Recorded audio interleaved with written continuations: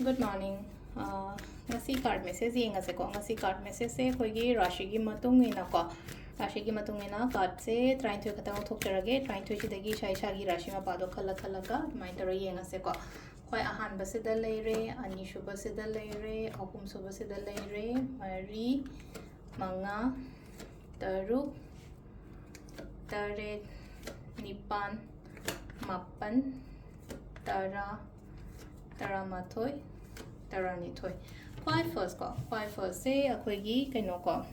Mesh Rashi ko. Mesh Rashi gina kari cards lucky heavy and so Mesh Rashi gina select competition challenges yam labor or in a orbidoko. Other competition challenges mamma later so dum I lantopangam ganicosigi pot mamseco. I decanoma had to rain land bagi tap the matori run the piece to rain land, but say ngumni habagi confident I had the balance or over chatly sedum. Yobangam ganico in a caliba in a ning as a pressure rashi, pishang saika tensions kumbaka Kalaganiko, Mitun got Mitun Gana had no idea, but they told up oil, Hakchang oil, problems oil, Adumba Mayam Seco, Aduga, Kainoka, Karkat Rashi, and a person of Kantarato, Botama Tomatamda,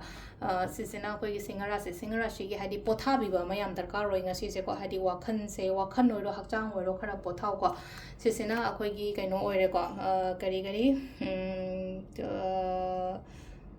Kaina Rashi ko mating lakani ko engon da kaina rashi ko na engon da mating lakani kudong chaba dum lakani ko next kisina akoi gi kaino leire tula rashi gi oina hadi positive oi thabak tabu matam da success kumba kai kumba leigani ko next sana akoi na lai se kaino kari Brichik Rashi gi shu ai tawbam thopa honabam thopa ina honariba tawriba mayam se gi result adum phasna lakani ko dhanu gi dana akoina leise aina khanba aina ningiba aina pamiba adumba mayam to loina fulfill loina lae ko aduga sina khoigi Makar Rashi gi oina hadi khanaba chaina ba khotpa yari ngai avoid ignore gumba tobiba sisina khoigi Kumbh Rashi gi hadi thabai ngang kai gumba kai leraga di lotion question bangam gani ko aduga last gi minna